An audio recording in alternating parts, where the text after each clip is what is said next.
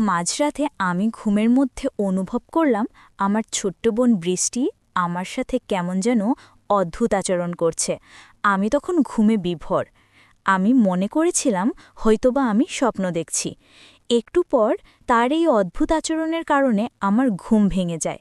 আমি তখন দেখতে পেলাম আমার ছোট বোন বৃষ্টি আমার সাথে এক ধরনের পাগলামি করতে শুরু করেছে।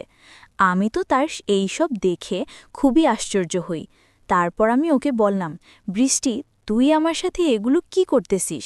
তুই লজ্জাশরমের মাথা খেয়ে ফেলেছিস নাকি? আমি তোর আপন বড় ভাই। তারপরও তুই বৃষ্টি কোনো কথা না বলে তার ইচ্ছা পূরণের আশায় আরও বেশি পাগলামি করছে। রুমের মধ্যে ছোট বোনের এমন আচরণ দেখে আমি রীতিমতো আশ্চর্য হয়ে যাই। আমি তখন বৃষ্টির চোখে মুখে শুধু বাসনার রং দেখতে পাচ্ছিলাম।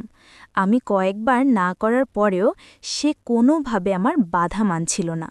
আমার ছোট বোন হয়েও সে কি যেন অদ্ভুত এক সুখের আশায় আমাকে একটা ধাক্কা মেরে ফেলে দিয়ে ও আমার সাথে যা করল তা শুনলে আমি গ্যারেন্টি দিয়ে বলতে পারি তোমাদের পানি চলে আসবে। তাই বন্ধুরা, তোমাদের পাড়ে ধরে বলি, অন্তত আজকের ভিডিওটি শুরু থেকে শেষ পর্যন্ত দেখো। গল্পটি শেষ পর্যন্ত শোনার জন্য তোমাদের সকলের কাছে আমার বিশেষ অনুরোধ রইল। হ্যালো বন্ধুরা, আমি আবির। বর্তমানে আমার বয়স ২৪ বছর। আমি পড়ালেখা শেষ করে একটা প্রাইভেট কোম্পানিতে চাকরি করছি। আমার বাড়ি সুনামগঞ্জ, কিন্তু চাকরির সুবাদে আমি সিলেট থাকি। আমার পরিবারে আমি, মা বাবা আর ছোট বোন বৃষ্টি। আমার ছোট বোনের বয়স ১৭। ওই বছরে এসএসসি পরীক্ষা দিবে। বাবা সুনামগঞ্জ শহরে কাঠের ব্যবসা করেন আর মা গৃহিণী। এবার আসি আসল ঘটনায়। সামনে আমার ঈদের ছুটি, তাই বাড়ি যাওয়ার প্রস্তুতি নিলাম। বাড়ির সবার জন্য কেনাকাটা করলাম। ছোট বোন বৃষ্টির জন্য একটা 3 পিস ও একটা কালো বোরকা কিনলাম। বাবার জন্য পাঞ্জাবি ও মার জন্য কাপড় কিনলাম। সবার জন্য কেনাকাটা করে আমার অনেক খুশি লাগছিল। ট্রেনের টিকিট আগেই কেটে রেখেছিলাম, তাই ঈদের 4 দিন আগে বাড়ির দিকে রওনা দিলাম। আর একটা কথা, আমি প্রায় 1 বছর পর বাড়ি যাচ্ছি। চাকরিতে জয়েন করার পর আর বাড়ি যাওয়া হয়নি, তাই সবার জন্যই কম বেশি কেনাকাটা করেছি, বিশেষ করে আমার আদরের ছোট বোন বৃষ্টির জন্য। দীর্ঘ 4 ঘন্টা বাসে করে অবশেষে বাড়ি পৌঁছলাম, কারণ সুনামগঞ্জ শহর থেকে অনেক ভিতরে আমাদের বাড়ি। বাড়ি পৌঁছাতে প্রায় রাত 9টা বেজে গেল। বাড়ি গিয়ে দেখি সবাই ঘুমিয়ে গেছে। মাকে ডেকে তুললাম, তারপর খাওয়া দাওয়া শেষ করে আমিও ঘুমিয়ে গেলাম। অনেক রাত হয়েছে, তাই বৃষ্টিকে আর ডাকা খোর ছটায় দেখি ছোট বোন বৃষ্টি ডাকাডাকি শুরু করেছে। রুমের দরজা খোলা ছিল, তাই ও বিছানার পাশে গিয়ে ভাইয়া ভাইয়া বলে ডাকছে আর বলছে, ভাইয়া আমার গিফট কোথায়? আমি ঘুম ঘুম চোখে বলছি, যা এখান থেকে পড়ে নিস, এখন আমাকে ঘুমাতে দে। কিন্তু ও নাছোড়বান্ধা, ও গিফট না নিয়ে যাবেই না। তাই আমার গায়ের কম্বল ধরে টান দিয়ে কম্বল নিয়ে গেছে। আমি লাফ দিয়ে উঠে দেখি আমার অবস্থা খারাপ। আমার তো লজ্জায় অবস্থা খুবই খারাপ, আর এদিকে ও খিলখিল করে হাসছে আমাকে এই অবস্থায় দেখে। আমি তাড়াহুড়া করে বিছানার পাশ থেকে উঠলাম আর ভালো করে ওর দিকে তাকালাম। ওকে যেন আমি চিনতেই পারছি না। এই 1 বছরে কত বড় হয়ে গেছে, একেবারে অচেনা লাগছে। তার রূপ আর সৌন্দর্য যেন উপচে পড়ছে। আমি এতদিন পর আমার আদরের ছোট বোনকে দেখছি, যেন আসমান থেকে নেমে এসেছে অচেনা এক পরী, আমার ঘরে এসেছে। শেষমেশ বৃষ্টির ডাকে আমার ধ্যান ভাঙল। বৃষ্টি বলল, এই ভাইয়া, কি দেখছি সেভাবে তাকিয়ে? মনে হচ্ছে এর আগে কোনোদিন আমাকে দেখিসনি। আমি বললাম, ও হ্যাঁ, আসলে তুই তো খুব বড় হয়ে গেছিস, আমি তো ওকে তো চিনতেই পারছি না। বৃষ্টি বলল, ভাইয়া, তুই আমাকে পরে মন ভরে দেখিস, আগে আমার জন্য কি এনেছিস তা আমাকে দে। আমি বললাম, আচ্ছা দিচ্ছি, দাঁড়া। এই বলে আলমারি থেকে ওর 3 পিস আর কালো বোরকা ওকে দিলাম। বৃষ্টি তো খুব খুশি। খুশিতে আমাকে এক আশ্চর্যভাবে ধরল। ওর এই আশ্চর্যভাবে ধরাতে আমার অবস্থা কিছু খারাপ হতে লাগলো। একটু পরে বাথরুমে গিয়ে ফ্রেশ হলাম। বাথরুম থেকে বের হয়ে সকালে নাস্তা করলাম। নাস্তা করে রুমে বসে মোবাইলে গেম খেলছিলাম। এমন সময় বৃষ্টি এসে বলল, ভাইয়া, ঈদে আমাকে নিয়ে সুনামগঞ্জ চা বাগানে ঘুরতে যেতে হবে। আমি বললাম, ঠিক আছে যাব। তারপর ঈদের আগের 2 দিন আমরা ভাই বোন মিলে অনেক জায়গা ঘোরাঘুরি করলাম। ঈদের দিনও আমরা ভাই বোন মিলে ঘুরতে বের হলাম। বৃষ্টি বলল, অনেক দিন হয় জাফলং যাওয়া হয়নি, চল আমরা জাফলং ঘুরতে যাই। আমি বললাম, জাফলং তো অনেক দূর, আমরা কিন্তু একদিনে ফিরে আসতে পারবো না। বৃষ্টি বলল, আমি এত কিছু জানি না, আমাকে নিয়ে যেতেই হবে। কিভাবে নিয়ে যাবে আমি জানি না, দরকার হলে ওখানে হোটেলে 1 রাত থাকব, তারপরও যাব। আমরা তো আপন ভাই বোন, প্লিজ ভাইয়া তুমি না করো না। আমি বললাম, আচ্ছা মাকে বল, যদি যেতে দেই তাহলে যাব। আমার ছোট বোন বৃষ্টি খুবই চালাক, সে কিভাবে যেন মাকে রাজি করিয়ে ফেলল। তার পরের দিন আমরা 2 ভাই বোন মিলে বেরিয়ে পড়লাম জাফলংয়ের উদ্দেশ্যে। যেতে যেতে দুপুর হয়ে গেল। ওখানে গিয়ে আগে থাকার ব্যবস্থা করতে হবে, যেহেতু গিয়ে ওখান থেকে দিনে দিনে আসা যাবে না, তাই আমরা দুজনে মিলে হোটেল খুঁজতে লাগলাম। ঈদের পরে হওয়ায় হোটেল খুঁজে পাওয়া যাচ্ছিল না। অনেক খোঁজাখুঁজি করে অবশেষে ছোট একটা রুম পেলাম, তাও সিঙ্গেল। কি আর করা, ঈদের ছুটিতে সবাই ঘুরতে এসেছে, তাই সব বুকিং, এজন্য সিঙ্গেল রুমই নিলাম। তারপর ব্যাগ গুছিয়ে কিছুক্ষণ বিশ্রাম নিয়ে বের হলাম ঘুরতে। বৃষ্টি এমন পোশাক পরেছে যা দেখে বুড়ো থেকে জোয়ান পোলাপান সবাই শুধু ওর দিকে ভ্যা ভ্যা করে তাকিয়ে থাকে। আমার অনেক রাগ হচ্ছে, কিন্তু কাউকে কিছু বলতেও পারছি না। এর মধ্যে এক ছেলে আরেক ছেলেকে বলছে, দেখে ওই পাগলে একটা জিনিস পাইছে। আরেক ছেলে বলল, বন্ধু, ওই মদনের কপালটা খুব ভালো। এই শুনে আমি রেগে ওদের কাছে যেতে চাইলে বৃষ্টি আমাকে বাধা দিল। তারপর আমরা ভাই বোন অনেক মজা করে ঘুরলাম। সারাদিন ঘুরে হোটেলে ফিরলাম সন্ধ্যায়।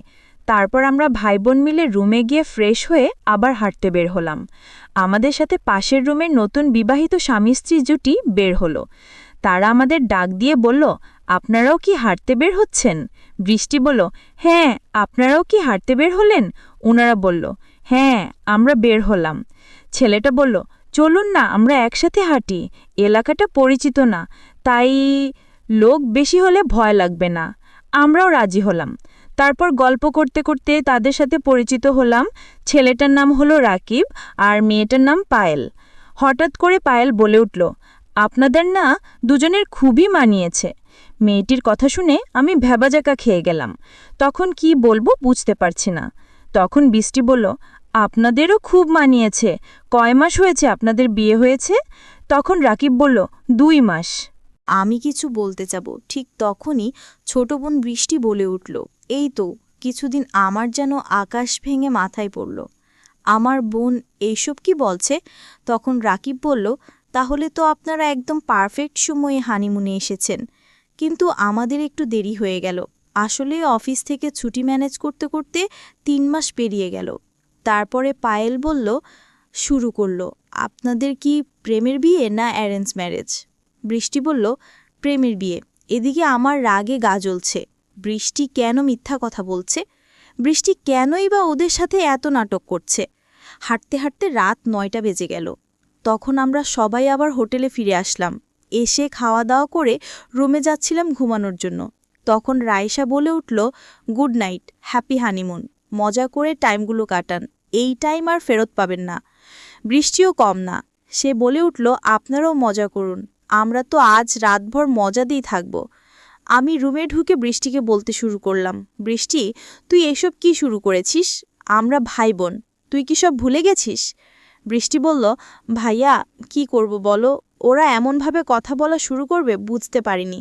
ভাবলাম 2-একটা কথা বলে আলাদা হয়ে যাব, বা এমন পর্যায়ে পড়ে গেলাম যে আর বলার সুযোগই পেলাম না। এখন আর কি করা, এখানে 2-4 দিন না হয় আমরা স্বামী স্ত্রী হয়ে কাটিয়ে দিই।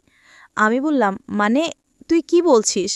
বৃষ্টি বলল, আরে ভাইয়া, তোমাকে তো আর সত্যি সত্যি স্বামী হতে বলছি না, শুধু অভিনয় করতে বলছি ওদের সামনে। আমি বললাম, ওহ, তাহলে শেষ পর্যন্ত আপন বোনের স্বামী হতে হবে। আচ্ছা ঠিক আছে, আজ থেকে তুই আমার বউ। বৃষ্টি বলল, ছি ভাইয়া, তুই এগুলো কি বলছিস? আমি শুধু অভিনয় করতে বলছি, বাস্তবে হতে বলিনি। আমি বললাম, ওই আর কি। ঠিক আছে, অনেক রাত হয়েছে, এখন ঘুমা, কালকে অভিনয় করব। তারপর বৃষ্টি আর আমি ঘুমিয়ে গেলাম। মাঝরাতে ঘুমের মধ্যে আমি অনুভব করলাম আমার ছোট্ট বোন বৃষ্টি আমার সাথে কেমন জানি আশ্চর্য আচরণ করছে।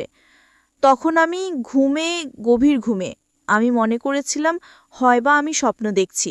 একটু পরে তার ওই আচরণের কারণে আমার ঘুম ভেঙে যায়। তখন আমি দেখতে পেলাম আমার ছোট বোন আমার সাথে এক ধরনের পাগলামি করতে শুরু করেছে।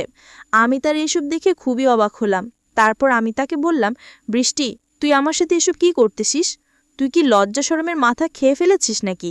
বন্ধুরা, ভিডিও মাঝখানে একটা কথা বলতে চাই। আমি তোমাদের আনন্দ দেওয়ার জন্য খুব কষ্ট করে ভিডিও বানাই। তাই তোমাদের কাছে অনুরোধ থাকবে, অবশ্যই এই ভিডিওটি দেখে একটি লাইক করবে এবং সামিয়া ব্লগ চ্যানেলটি সাবস্ক্রাইব করে পাশে থাকবেন। আমি তোর আপন বড় ভাই। এরপরেও আমি লক্ষ্য করলাম আমার ছোট বোন বৃষ্টি কি যেন এক ইচ্ছা পূরণের আশায় আরও বেশি পাগলামি করছে। রুমের মধ্যে ছোট বোনের এমন আচরণ দেখে আমি রীতিমতো হতবাক হয়ে গেলাম। তখন আমার ছোট বোনের চোখে মুখে শুধু বাসনার রং দেখতে পেয়েছিলাম। আমি কয়েকবার না করার পরেও সে কোনোভাবে আমার বাধা মানছিল না। আমার ছোট বোন হওয়ার পরেও সে কি যেন এক বিশেষ সুখের আশায় আমাকে একটা ধাক্কা মেরে ফেলে দিল।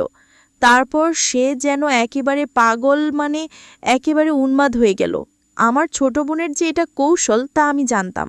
5 মিনিটের মাথায় আমার ঘুমন্ত আর নিস্তেজ অবস্থায় তাকে এমন করে দিল, আমার কাছে মনে হলো যেন আমি আর কোনোভাবে থাকতে পারছি না। তার আশ্চর্য কৌশলের জাদু পেয়ে আমি তো প্রায় উন্মাদ হয়ে গেছি। সবশেষে আমার এমন অবস্থা হলো, তখন আমি বন্ধুরা সেই বিষয়টা আর ভাবার কোনো সুযোগই পেলাম না যে কে ভাই ভাই আর কে বোন। তখন শুধু মনের মধ্যে একটা ইচ্ছা, পাশে থাকা মেয়েটিকে আপন করে পাওয়ার। কিন্তু মেয়েটি যে আমার আপন বোন তা আমার মাথায় নেই। এই সময় বন্ধুরা এমন অবস্থা হয়, তখন কোনো কিছু বোঝার অবস্থা থাকে না। আমারও ঠিক সেই রকমই হয়েছিল। আমার কাছে মনে হয়েছিল যেন আমি মোম, আর আমার পাশে যেন আগুন জ্বালিয়ে রাখা হয়েছে। সেই আগুনের তাপে আমার সব কিছু গলে ছিন্নভিন্ন হয়ে যাচ্ছে। বারবার কেঁপে উঠছে আমার গা। আমিও তখন অজানা কোনো সুখের আশায় আমার ছোট বোনের সাথে তাল দিতে শুরু করলাম। সে আমার তাল পেয়ে মনে করল তার হাতে স্বর্গ এসে ধরা দিয়েছে। তখন আমি সিদ্ধান্ত নিলাম, যা হবার হবে। এখন যে কঠিন সময় আমার কাছে এসেছে তার মোকাবেলা আমাকেই করতে হবে। ছোট বোনের কাছে কোনো কিছুতেই আমাকে পরাজিত হতে দেওয়া যাবে না। তারপর আমি চরমভাবে নেমে গেলাম। যদিও আমার ছোট বোন আমার থেকে 6 বছরের ছোট, প্রথম আমি ভাবছি হয়তো সে আমার সাথে কুলিয়ে উঠতে পারবে না। তারপর আমি যা দেখলাম তাতে তো আমি পুরোই আশ্চর্য। প্রায় 1 থেকে 1.5 ঘন্টা এক নাগাড়ে প্রদর্শন করার ফলেও সে বিন্দু পরিমাণ ক্লান্ত হয় নাই। প্রায় 1 থেকে 1.5 ঘন্টা পর কোনো এক রূপকথার রাজ্য থেকে মনে হলো আমরা পৃথিবীতে ফিরে এসেছিলাম।